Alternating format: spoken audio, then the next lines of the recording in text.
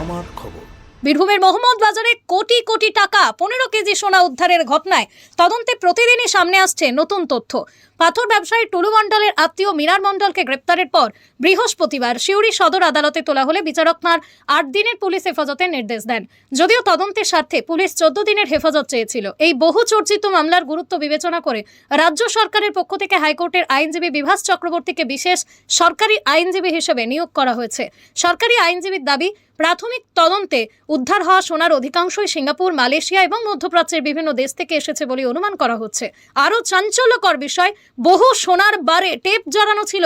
তদন্তকারীদের প্রাথমিক ধারণা, এগুলি পাচার বা স্মাগলিং চক্রের মাধ্যমে দেশে আনা হয়ে থাকতে পারে। তবে এই বিষয়টি এখনও তদন্তাধীন। অন্যদিকে উদ্ধার হওয়া বিপুল নগদ অর্থের প্রকৃত উৎস কি, সেই প্রশ্নেরও উত্তর খুঁজছে পুলিশ। এই টাকার সঙ্গে কোনো বড় আর্থিক চক্র বা অবৈধ কারবার জড়িত কিনা তাও খতিয়ে দেখা হচ্ছে। তদন্তকারীদের আশা, পুলিশ হেফাজতে জিজ্ঞাসাবাদে আরও গুরুত্বপূর্ণ তথ্য সামনে আসতে পারে। মোহাম্মদ মিনার ভদ্রলোককে আজকে অ্যারেস্ট করে ওনার প্রোডাকশন হলো ফার্স্ট টাইম। তা আমরা পিসিপিআর চেয়েছিলাম, 8 দিনের পিসিপিআর কোর্ট অ্যালাউ করলো। তো আমাদের অনেক ইনভেস্টিগেশন পার্টে বাকি, কারণ যিনি মেন অ্যাকিউজ তাকে তো তিনি তো পালিয়ে বেড়াচ্ছেন। এবার তার ক্ষেত্রে কিভাবে ইনভেস্টিগেশন যাবে, আর এই পুরো ক্রাইমটা যেটা আমরা দেখেছি, এটা বিরাট এলাকা জুড়ে দীর্ঘদিন ধরে ঘটছে এবং তার একটা ছোটোখাটো বলতে পারেন টিপ অফ দ্য আইসবার্গ, যেটা আমরা গতকাল হয়েছে। 50 কোটি টাকার মতো ওয়েলথ রিকভার হয়েছে গোল্ড আর ক্যাশ নিয়ে।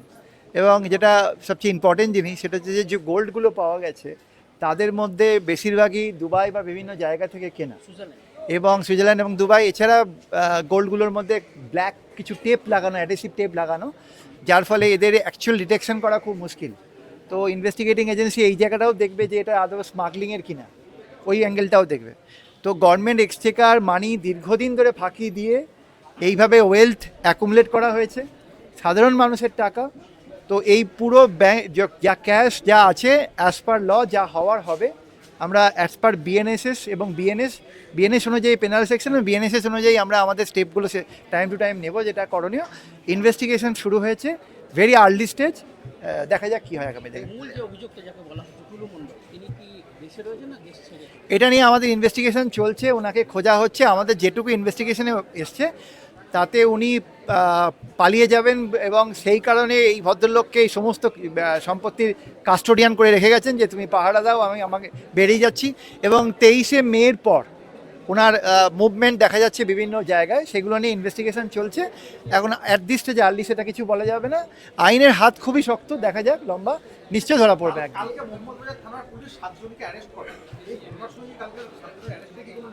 আমার কেস ডায়েরিতে এরকম কোনো মেটেরিয়াল নেই, সুতরাং এই ব্যাপারে আমরা কিছু বলতে পারবো না।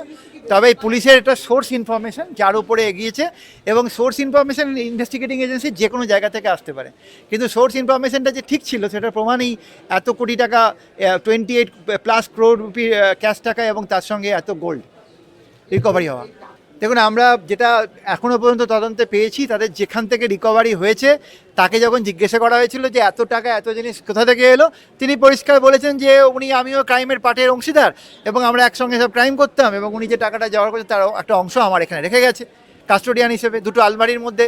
যেটা প্রথমে উনি চাবি দিতে চাইছিলেন না, চাবি দেননি, সহযোগিতা করেননি, প্রথমে দরজাই খোলেননি। উনি জানতেন যে কী আছে, ওনার কন্ডাক্টটা আজকে আমি কোর্টের কাছে বলেছি। তো যাই হোক, আলটিমেটলি আলমারি ভেঙে দুখানা আমরা আপনারা সবাই জানেন কি পাওয়া গেছে, হিউজ পরিমাণে ওয়েলথ অ্যান্ড ক্যাশ, প্রায় 50 crore উপরে। এবং আগামী দিনে আরও ইনভেস্টিগেশন এগোবে। আমরা 8 দিনের পিসিপিআর ওই জন্যই নেওয়া, এবং আরও 21% এর মধ্যে ইনভলভমেন্টের সম্ভাবনা রয়েছে, দেখা যাক।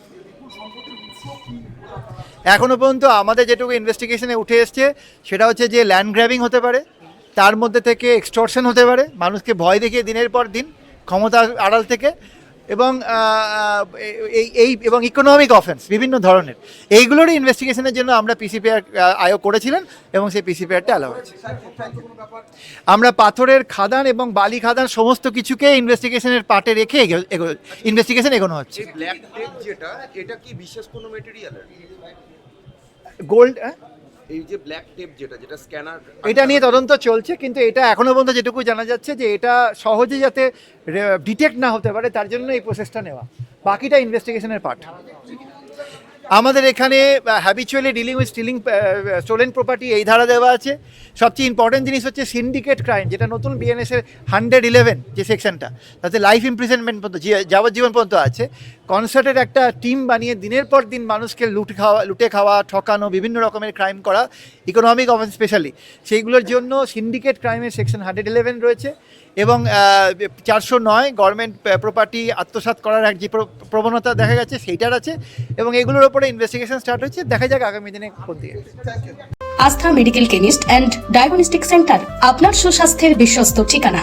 অভিজ্ঞ বিশেষজ্ঞ চিকিৎসকদের চেম্বার, মেডিসিন, স্ত্রীরোগ ও প্রসূতি, অর্থোপেডিক, জেনারেল সার্জারি, শিশু রোগ, হৃদরোগ, স্নায়ুরোগ, ইউরোলজি ও কিডনি রোগ, আধুনিক ডায়াগনস্টিক পরিষেবা, রক্ত পরীক্ষা, ইউরিন পরীক্ষা, স্টুল পরীক্ষা, বিভিন্ন প্যাথোলজি টেস্ট, বাড়ি থেকে রক্তের নমুনা সংগ্রহের সুবিধা, 24x7 পরিষেবা উপলব্ধ। ঠিকানা নানুর চণ্ডীদাস রোড, রামকৃষ্ণ নার্সিং হোমের পাশে, বোলপুর, বীরভূম। যোগাযোগ করুন এই নম্বরে। আস্থা medical chemist and diagnostic centre, বিশ্বস্ত চিকিৎসা, সঠিক পরীক্ষা, সুস্থ জীবনের অঙ্গীকার।